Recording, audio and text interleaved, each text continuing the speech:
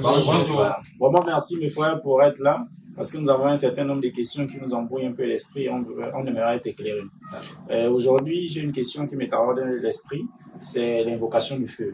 Car dans certaines dénominations où j'étais, on parle tout le temps du feu. Ou encore lorsqu'on fait des louanges, on invoque le feu. Par exemple, le feu est allumé aujourd'hui. Le feu est allumé. Est-ce que c'est normal ça? J'aimerais être éclairci à propos de cela. Merci encore, mes frères. Merci, frère. Merci.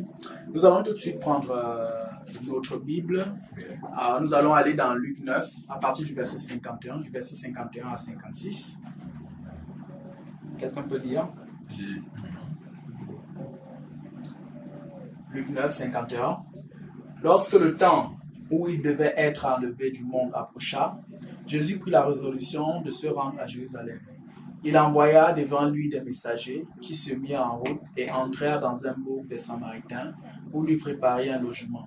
Mais on ne le reçut pas parce qu'il se dirigeait sur Jérusalem. Les disciples Jacques et Jean, voyant cela, dirent: Seigneur, veux-tu que nous commandions que le feu descende du ciel et les consume? Jésus se retourna vers eux et les réprimanda, disant: Vous ne savez de quel esprit vous êtes animés. Merci. Car le Fils de l'homme est venu, non pour perdre les âmes des hommes, mais pour les sauver. Et ils allèrent dans un autre bourg. Ok, merci. Nous voyons ici, c'est un enseignement que Jésus lui-même qui est le Dieu Tout-Puissant, qui vient et qui veut loger dans un établissement. Et les Samaritains, imaginez des gens qui repoussent Dieu. Dieu vient loger chez vous et vous dites que non, vous ne le logez pas. Donc ça veut dire que c'est de quel esprit que vous êtes animé. Si quelqu'un repousse Dieu, ça veut dire qu'il est simplement animé de l'esprit de Satan. Maintenant, vous voyez ici les disciples de Dieu, les disciples du Seigneur. Ils demandent au Seigneur: veux-tu que nous commandions le feu descend du ciel pour venir les consumer? Jésus leur répond dessus: vous ne savez de quel esprit vous êtes animés. Moi, je dis à vous tous qui invoquez le feu dans vos assemblées, vous ne savez de quel esprit vous êtes animés. La parole, elle est écrite, tout le monde la lit. Vraiment, quand vous invoquez le feu, regardez bien Luc 9, 51, selon l'enseignement du Maître, vous ne savez de quel esprit vous êtes animés. Aujourd'hui, nous ne devons pas invoquer le feu. Lorsque Étienne a été lapidé, l'apôtre Paul était présent. Si Étienne en mourant disait: Seigneur, je veux que tu envoies le feu sur ces gens qui sont en train de me tuer, c'est qu'aujourd'hui nous n'avons pas les épîtres de Paul. Paul était là en ce temps-là. Étienne, il a dit: ne les impute pas ce péché. Plus tard, nous voyons Paul qui était présent lorsqu'on le lapidait, qui devint un apôtre et par qui aujourd'hui nous sommes éclairés, nous les païens. Amen. Que le Seigneur vraiment vous ouvre les yeux et les oreilles afin que vous voyez ce que nous voyons et que vous entendez ce que nous entendons. Amen. Amen. Bien. Le frère, est-ce qu'il est satisfait? Le frère qui a posé la question, ou bien est-ce que... Oui, je suis content de regarder aussi. C'est bon, merci. Ok. D'accord. Bonsoir à Oui. tous mes frères. Bonsoir. Vraiment, c'est un plaisir pour moi d'être ici avec vous, parce que vraiment tout ce que Dieu fait est bon. Comme l'a dit mon frère, nous avons un nombre de questions qui nous dérangent. Mais j'ai une préoccupation. C'est concernant l'huile d'onction. Aujourd'hui, nous voyons que dans toutes les assemblées, dans tous les bâtiments possibles, chacun se permet de donner à ses fidèles l'huile. D'aucuns frottent ça sur leur corps. J'en ai même vu une maman qui en consommait. Elle boit presque toute la bouteille. Mais je voudrais savoir, est-ce que c'est bon de le faire ou pas? Très bonne question. J'ai ri parce que c'est une question sérieuse. Vous voyez? Et comme le frère l'a si bien dit, c'est présent dans plusieurs dénominations, plusieurs assemblées. Les personnes qui utilisent une soi-disant huile d'onction, qu'ils frottent sur le corps, sous prétexte que ça guérit les maladies, ça chasse les esprits, ça protège. Le souci, c'est que quand on fait quelque chose et qu'on dit que cette chose-là vient de Dieu, on doit pouvoir examiner la parole pour savoir si ça vient vraiment de Dieu. Et ce que nous reprochons aussi à nos frères et sœurs qui suivent ces pratiques-là aveuglément, c'est que on doit examiner les Écritures pour voir si ce qu'on nous enseigne, si ce qu'on nous dit est exact, comme faisaient les premiers chrétiens. Est-ce qu'on a le droit aujourd'hui, selon la parole du Seigneur, de prendre de l'huile, de soi-disant huile qu'on va frotter, qu'on qualifie d'huile d'onction sainte et qui va nous guérir, qui va nous délivrer des esprits impurs? Pour cela, comme je l'ai dit, on doit examiner la parole. Ouvrons un passage. Exode chapitre 30, à partir du verset 22. Exode 30, verset 22. Exode 30, 22. Jusqu'au verset 23. Après, on ira prendre le verset 32 pour faire un peu court. Merci. L'Éternel parla à Moïse et dit, prends des meilleurs aromates, 500 cycles de myrrhe, de celles qui coulent d'elles-mêmes, la moitié, soit 250 cycles de cinnamome aromatique, 250 cycles de roseau aromatique, 500 cycles de cassis, selon le cycle du sanctuaire, et un hin d'huile d'olive. Tu feras avec cela une huile pour l'onction sainte. Composition du parfum selon l'art du parfumeur. Ce sera l'huile pour l'onction sainte. Ok. Merci frère, tu peux t'arrêter là. Donc, ce passage nous indique quelles sont les compositions exactes de l'huile d'onction. Voilà. On donne des mesures exactes. Ça veut dire que si quelqu'un veut fabriquer une huile pour l'onction sainte, il doit suivre ces mesures-là qui ont été indiquées par Dieu à Moïse. Vous voyez? Mais ce qu'on remarque déjà, c'est que les gens utilisent l'huile d'olive, qu'ils ne vont pas faire une incantation, une prière et dire que c'est cela l'huile d'onction, l'huile pour l'onction sainte. Ce n'est pas juste. Parce que selon la parole, l'huile pour l'onction sainte n'était pas composée seulement d'huile d'olive. Tu t'es arrêté à quel verset? Verset 24. Ok, tu peux t'arrêter là. C'est le verset 25. Ok. Donc, comme je le disais précédemment, l'huile d'onction était composée de plusieurs éléments, l'huile pour l'onction sainte. Pas seulement l'huile d'olive. Donc, si mon frère, ma soeur, tu veux reproduire l'huile pour l'onction sainte, il faut que tu reproduises selon les mesures qui ont été données ici par Dieu à Moïse. Maintenant, on va aller au verset 32 pour éviter de perdre un peu tout le temps. Verset 32 nous dit quoi? Au verset 32, on n'en répondra point sur le corps d'un homme. On n'en répondra point sur le corps d'un homme, et vous n'en ferez point de semblable dans les mêmes proportions. Elle est sainte, et vous la regarderez comme sainte. Très bien. On dit, on n'en répondra point sur le corps d'un homme. L'écriture est claire, il s'agit ici de l'huile pour l'onction. On n'en répondra point sur le corps d'un homme. Mais aujourd'hui, bizarrement, les gens font ce qui est contraire à ce passage. Ils prennent cela, ils répondent sur le corps des hommes, disant que c'est cela qui apporte la guérison, qui chasse les mauvais esprits. D'autres vont mettre dans les coins des maisons, disant que ça empêche les mauvais esprits de rentrer. Cela n'est pas juste. Cette huile pour l'onction sainte n'a jamais été pour chasser les démons. Ça n'a jamais été pour la protection. Ça avait un but bien précis. Oindre le souverain sacrificateur, oindre les sacrificateurs ainsi que les rois. Maintenant, il y en a qui prennent des passages tels que Marc chapitre 6, verset 13, où on parle des disciples de Jésus qui oignaient beaucoup les malades et que les malades étaient guéris. On prend Jacques chapitre 5, à partir du verset 14 jusqu'au verset 16, disant là-bas, prétextant là-bas que Jacques est en train de dire qu'on doit oindre l'huile d'onction aux malades afin que les malades soient guéris. Bon, on va lire Jacques chapitre 5, on va voir si c'est de ça que Jacques parle. Jacques chapitre 5, à partir du verset 14. Jacques 5, 14. Quelqu'un parmi vous est-il malade, qu'il appelle les anciens de l'Église et que les anciens prient pour lui, en loignant d'huile au nom du Seigneur. Ah, en loignant d'huile pour l'onction, hein, c'est ce qui est écrit. Non, en loignant d'huile au nom du Seigneur. Ah, on dit en loignant d'huile au nom du Seigneur. On n'a pas dit en loignant d'huile pour l'onction sainte au nom du Seigneur, non. On a dit en loignant d'huile. Maintenant, vous avez vu huile d'onction où dans ce passage? On continue. La prière de la foi sauvera le malade. Ah, parce qu'on a dit que c'est l'huile là qui sauvera le malade. Non, on a dit c'est la prière de la foi qui sauvera le malade. Amen. Jésus pouvait dire, hein, dans Marc chapitre 11, verset 23 au verset 24, que quand quelqu'un prie, qu'il croit qu'il a déjà reçu la chose et il verra cette chose s'accomplir. Amen. Donc quand je suis malade, je dois avoir la conviction que je suis guéri. Or, cette conviction-là n'est pas fixée sur l'huile que j'ai frottée, mais cette conviction-là est en Jésus-Christ qui peut me donner la guérison. Parce que l'Écriture dit que c'est lui qui donne les mots, c'est aussi lui qui guérit. 1 Samuel chapitre 2, verset 6 au verset 7. Donc, ce n'est pas l'huile-là qui guérit, mais c'est la prière de la foi. Encore, cette huile, c'est pas l'huile pour l'onction sainte. Non. C'est une huile comme aujourd'hui nous utilisons des baumes, nous utilisons même l'huile d'olive simple, ou n'importe quelle huile d'arachide. peu importe, Montlantum, on utilise cela pour apaiser nos maux, pour guérir certaines maladies. C'est la même chose au temps des apôtres, parce que vous conviendrez avec moi qu'en ce temps-là, il n'y avait pas les paracétamol, il n'y avait pas les livaquines et tout ce qu'on utilise aujourd'hui qui est devenu mondial. Ils avaient des huiles qu'ils utilisaient pour guérir certaines maladies, pour guérir certains maux. Et c'est ce que nous voyons dans Luc chapitre 10, verset 34, la parabole du bon samaritain. Je pense qu'on va lire ce passage, cet épisode-là. Luc chapitre 10, verset 34. Luc chapitre 10, verset 34. Luc 10, 34. Il s'approcha et banda ses plaies en y versant de l'huile et du vin. Puis il le mit sur sa propre monture, le conduisit à une hôtellerie et prit soin de lui. Ok, là on parle de l'homme qui avait été attaqué par les brigands. Vous pourrez lire toute la parabole, vous comprendrez mieux.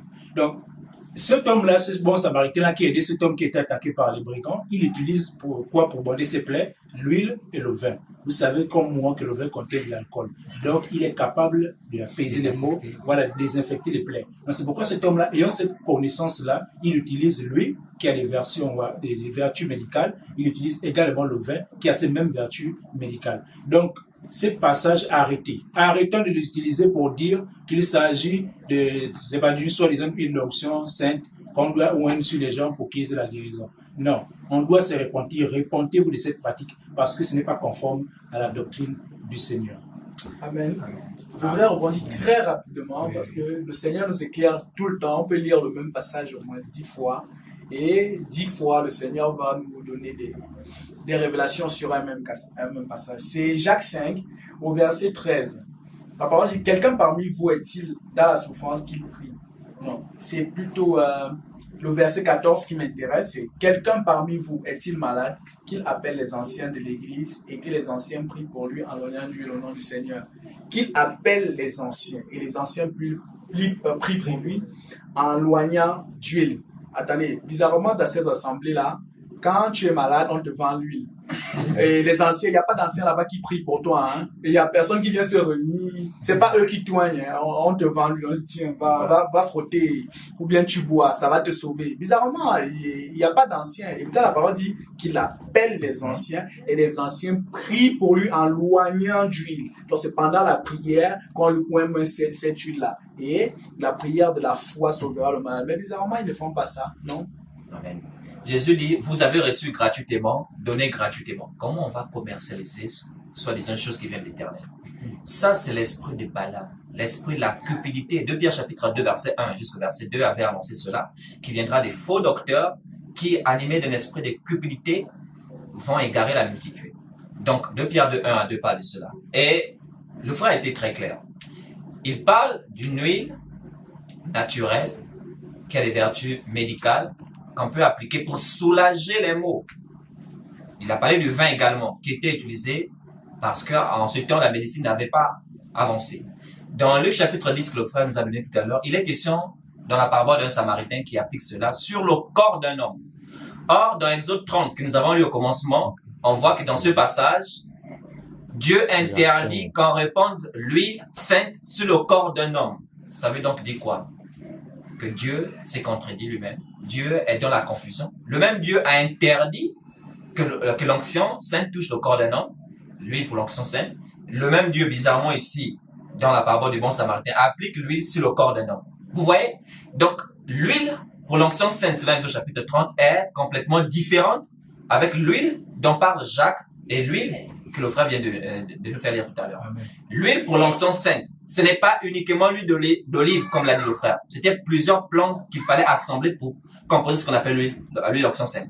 Et cette huile sainte, on ne devait pas répandre sur le corps d'un homme, mais on posait ça uniquement sur la tête de celui qu'on consacrait. C'était une huile spéciale pour la consécration, pour Aaron, pour ses fils, aussi pour les rois d'Israël et le temple de Jérusalem.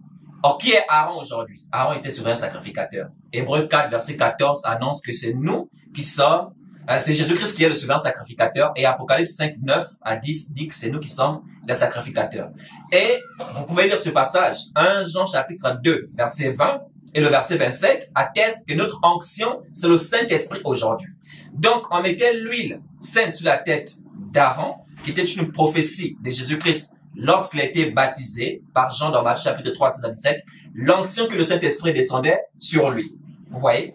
Et quand on pose l'huile sur la tête d'Aaron, ensuite que fait lui? Lui descend sur la barbe et après coule sur son vêtement. Donc c'est une prophétie de Christ qui reçoit le Saint-Esprit, l'onction. Après son sacrifice, le jour de la Pentecôte, il a envoyé l'onction sur nous et nous avons été baptisés du Saint-Esprit. On n'a plus besoin d'une onction sainte aujourd'hui. Mais nous pouvons appliquer des huiles naturelles qu'on ne commercialise pas, qui ne sont pas d'huile sainte. On ne doit pas mettre nos fois là-bas dedans. On peut appliquer les maclatoum, les baumes, comme la médecine a évolué aujourd'hui. On peut appliquer, mais ne jamais mettre notre foi là-dedans parce que on peut appliquer, mais si on n'a pas la foi pour être guéri, on ne sera jamais guéri. Parce que c'est Dieu qui guérit, ce n'est pas une huile qui guérit. Donc, ce sont ces quelques mots que je voulais compléter pour dire, repentez-vous de cette pratique-là.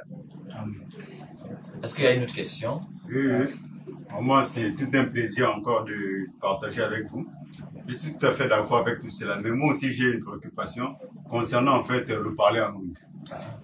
Déjà, conformément à 1 Corinthiens 14, verset 2, il est dit, en effet, celui qui parle en langue ne parle pas aux hommes, mais à Dieu, car personne ne le comprend, et c'est en esprit qu'il dit des mystères. Il est bien dit, celui qui parle en langue ne parle pas aux hommes. Et vous dites, en fait, que le parler en langue, ce sont des langues humaines. Alors qu'il est dit clairement qu'il ne parle pas aux hommes. Pouvez-vous nous le justifier avec vos passages? Ok, d'accord. Merci. Oui, en effet, nous disons que celui qui a le don de parler en langue, c'est celui qui a reçu la capacité qui vient de l'Esprit de Dieu d'exprimer les merveilles de Dieu dans des langues humaines qu'il n'a jamais étudiées. C'est le Saint-Esprit, si j'ai le don de parler en langue, peut m'emmener à louer le Seigneur, à prier le Seigneur, disons des mystères, par exemple en mandarin, en italien, alors que je n'ai jamais étudié ces langues-là. Et nous allons prendre Actes des Apôtres chapitre 2, qui appuie ce que je dis et qui va répondre à la question du frère. Si un frère peut nous aider, avec Actes des Apôtres chapitre 2, commençons depuis le verset 4, nous allons nous arrêter, on va continuer. Acte 2, 4. Oui. Et ils furent tous remplis du Saint-Esprit et se mirent à parler en d'autres langues, selon que l'Esprit leur donnait de s'exprimer. Continue. Oui, continue. Or, il y avait un séjour. Il faut qu'on suive bien.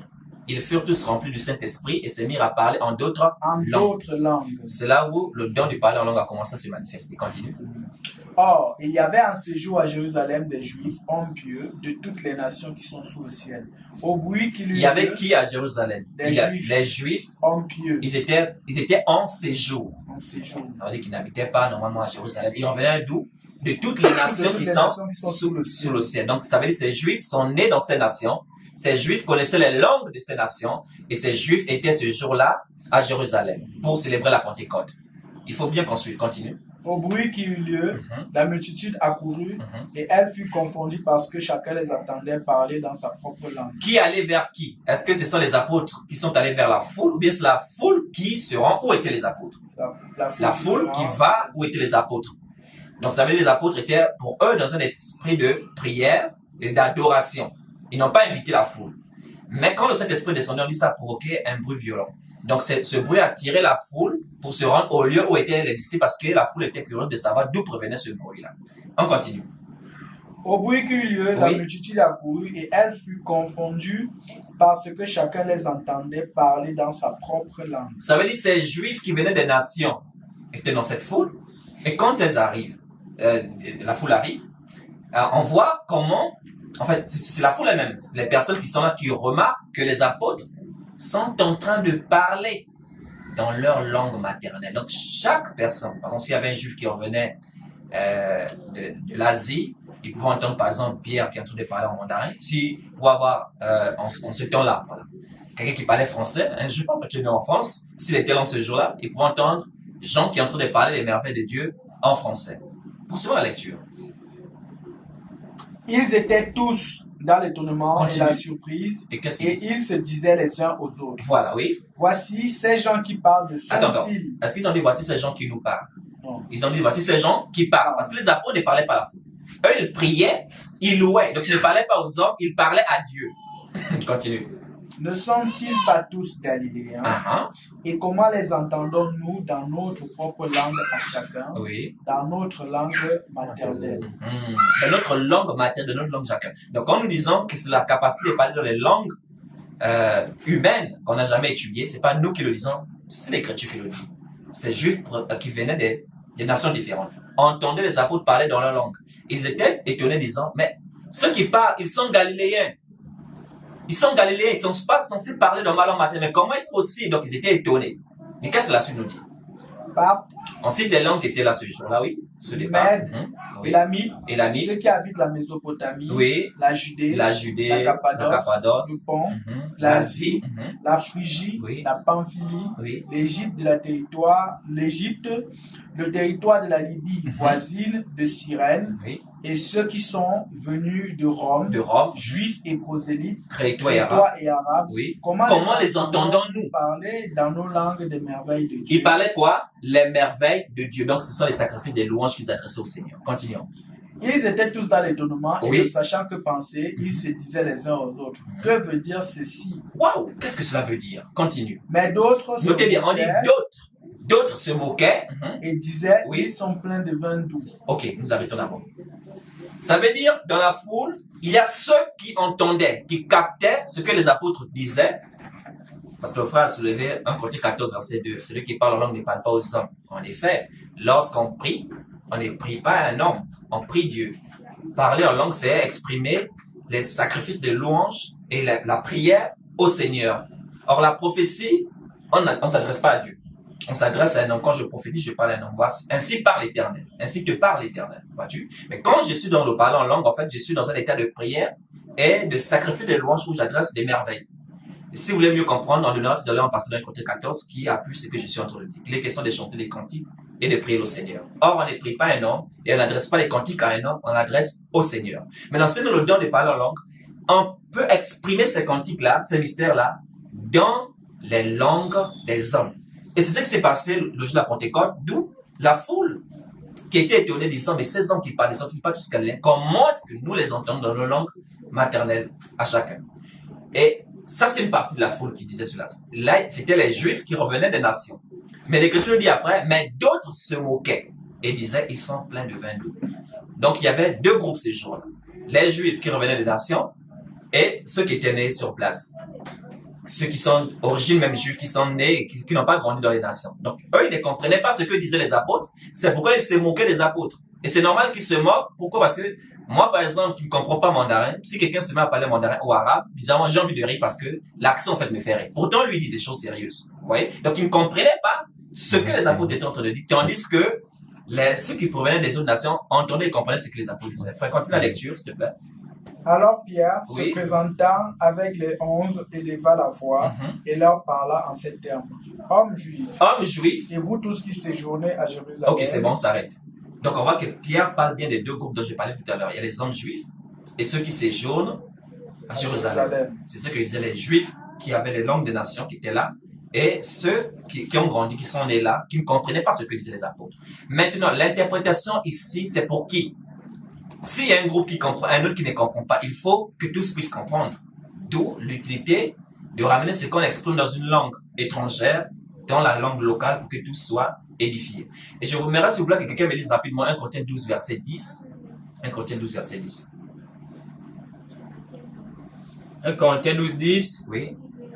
À un autre, le don d'opérer des miracles. À un autre, la prophétie. À un autre, le discernement des esprits. À un autre, la diversité des langues. Ok. À un autre, quoi? La diversité des langues. 1 Corinthiens 12 nous présente les différents dons. Le don de parler en langue, c'est le don de la diversité des langues. Ça veut dire la capacité de parler diverses langues. Or, quand on dit diverses langues, c'est divers accents, divers temps, différents rythmes. Si je me mets tout de suite à parler en anglais, vous saurez que là, l'accent que j'emprunte, c'est l'anglais, même si tu comprends pas ce que je veux dire. Si je me mets à parler espagnol, le rythme, l'accent change. Est-ce que vous voyez? Mais généralement, on entend la même chose, mon frère. Apparemment, c'est la même tonalité, le même accent. Il n'y a pas de diversification là-dedans. Vous voyez que là, il y a déjà un problème. Donc, c'est le don, la capacité de parler diverses langues. Et il y a ceux qui disent que dans 1 Corinthiens 14, Paul ne parle pas des langues des hommes. Quand il dit personne ne le comprend, il fait allusion aux langues des anges.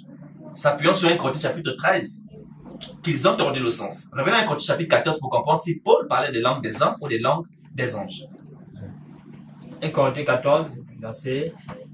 En effet, verset 2, en effet, celui qui parle en langue ne parle pas aux hommes, mais à Dieu. 1 Corinthiens 14, lisons le verset 10. 14, 10.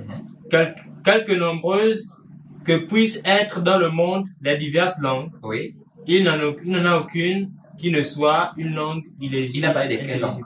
Quelques nombreuses que puissent être dans le monde Donc, les diverses langues. Voilà, donc il fait allusion dans 1 Corinthiens 14 aux diverses langues qui sont dans le monde, pas les langues célestes. Et qu'est-ce qu'il dit en bas? Il n'en a aucune qui ne soit une langue intelligible. Continue au verset 11, il dit. Si donc je ne connais pas le sens de la langue, je serai un barbare pour celui qui parle. Oui. Et celui qui parle sera un barbare pour moi. C'est ce que veut dire Paul plus haut quand il dit personne ne le comprend. Il fait pas allusion aux langues étrangères bizarres, langues extraterrestres, mais il fait allusion aux diverses langues qui sont dans le monde. Si tu ne connais pas le sens de la langue de celui qui parle, tu es un barbare pour lui et lui également est un barbare pour toi. Voilà pourquoi il dit personne ne le comprend. Donc, il faut qu'il y ait l'interprétation. Et c'est pourquoi j'ai pris Actes des Apôtres chapitre 2 pour montrer le groupe qui était là ce jour à Jérusalem, qui ne comprenait pas ce que les apôtres disaient et se moquaient des apôtres. Donc, pour eux, ils ne comprenaient pas. Donc, il fallait quoi? Une interprétation. Et dans l'église, si quelqu'un se met à parler diverses langues des nations, on ne sera pas édifié. L'église, c'est ensemble pour l'édification. Donc, nous parlons ici en français. Quand je parle français, vous comprenez ce que je dis. Donc, il faut obligatoirement qu'il y ait l'interprétation de la langue locale pour qu'on puisse se comprendre. Sinon, je serai un barbare pour toi et tu seras également un barbare pour moi. Je vais finir en disant 1 Corinthiens chapitre 13, Paul n'affirme pas parler les langues des anges, non. Il dit quand je parlerai les langues des anges et des anges. Et plus bas, il dit encore, quand j'aurai toute la connaissance. Qu'est-ce que ça veut dire? Est-ce que Paul avait toute la connaissance? Non. Puisque verset 9 d'un Corinthiens 13, il dit nous connaissons en partie et nous prophétisons en partie. Donc, il extravage simplement pour montrer l'utilité de l'amour, pour montrer que l'amour est au-dessus de tout. Il n'est pas en train d'affirmer qu'il parlait la langue des anges. Donc, que personne ne vous séduise avec les qu'on appelle les langues des anges, c'est le mensonge. Le don de parler en langue, c'est la capacité de parler diverses langues. C'est dans Corinthiens 12, verset 10. S'il a réellement ce don, aujourd'hui, on doit entendre un accent différent du lendemain. Ou même encore le même jour, il doit être capable d'exprimer ses merveilles dans des temps, les accents différents, et on saura que là, il a véritablement le don de parler en langue. Donc, je m'arrête là pour cette question.